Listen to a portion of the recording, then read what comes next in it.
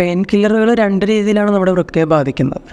ഒന്ന് ഒരു allergic interstitial nephritis എന്ന് പറയും. അത് നമ്മൾ ഒരു ഗുളിക കഴിച്ചാൽ വരെ നമുക്കത് കിഡ്നിയെ ബാധിക്കാം. പിന്നെ ഡോസ് ഡിപ്പെൻഡൻ്റ് ആയിട്ട് വരാം. അതായത് ഒരുപാട് നാളുകൾ നമ്മൾ ഈ പെയിൻ കില്ലേഴ്സ് തുടർച്ചയായിട്ട് കഴിച്ചു കഴിഞ്ഞാൽ അത് പതിയെ പതിയെ നമ്മുടെ കിഡ്നിയെ ഡാമേജ് ആക്കുകയും അത് പിന്നീട് റിവേഴ്സിബിൾ അല്ലാത്തൊരവസ്ഥയിലേക്ക് പോവുകയും ചെയ്യാം. പ്രത്യേകിച്ച് ഒരു 50-ന് മുകളിൽ പ്രായമുള്ള ആളുകൾ ഇത് കഴിക്കുമ്പോൾ വളരെയധികം ശ്രദ്ധിക്കേണ്ടതാണ്. ഇപ്പം ഈ പെയിൻ കില്ലേഴ്സ് അത്യാവശ്യമായിട്ടുള്ള രോഗികൾ, ഒരുപാട് രോഗികൾക്ക് പെയിൻ കില്ലേഴ്സ് അത്യാവശ്യമായിട്ടുണ്ടാകും. പലതരം രോഗങ്ങൾക്ക്, എസ്പെഷ്യലി ഓപ്പറേഷന് ശേഷം, അല്ലെങ്കിൽ ഓസ്റ്റിയോ ആർത്രൈറ്റിസ്, അല്ലെങ്കിൽ പല്ലെടുത്തു കഴിഞ്ഞാൽ ഒരുപാട് ഇങ്ങനത്തെ ആവശ്യങ്ങളുള്ള രോഗികളുണ്ടാകും. അവർ ശ്രദ്ധിക്കേണ്ടത് ഈ മരുന്നുകൾ കഴിച്ചുകൊണ്ടിരിക്കുമ്പോൾ നമ്മൾ ഡീഹൈഡ്രേഷൻ വരാതെ നോക്കുക എന്നുള്ളതാണ്.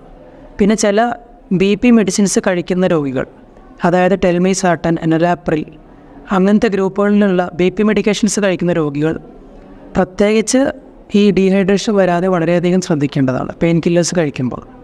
ഡീഹൈഡ്രേഷനും പെയിൻ കില്ലേഴ്സും ഈ മരുന്നുകളും കൂടെ ചേരുമ്പോൾ ഒരു വൃക്കയെ ഡാമേജ് ആക്കാനുള്ളൊരു ഡെഡ്ലി കോമ്പിനേഷനായിട്ട് അത് മാറുകയും വൃക്കകൾക്ക് പെട്ടെന്ന് ഒരു ഡോസ് റിലേറ്റഡ് ആയിട്ടുള്ള ഡാമേജ് വരാനും സാധ്യതയാണ്. ഇൻറ്റർസ്റ്റീഷ്യൽ നെഫ്രൈറ്റിസ് എല്ലാ രോഗികൾക്കും വരില്ല.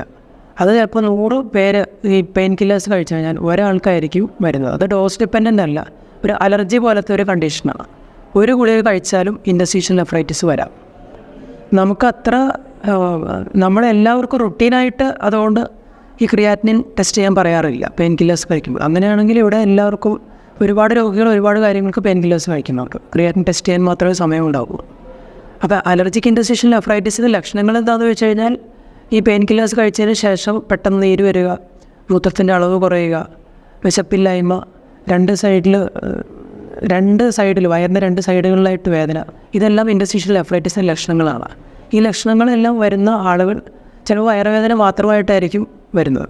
ഇങ്ങനെയുള്ള ലക്ഷണങ്ങളെല്ലാം കണ്ടു കഴിഞ്ഞാൽ പെയിൻ കില്ലർ കഴിച്ചതിന് ശേഷം നമുക്ക് ക്രിയാറ്റിൻ പരിശോധനയിലൂടെ ഇങ്ങനെ ഇൻറ്റർസ്റ്റീഷ്യൽ നെഫ്രൈറ്റിസ് വന്നിട്ടുണ്ടോ എന്നറിയാൻ സാധിക്കുന്നതാണ്.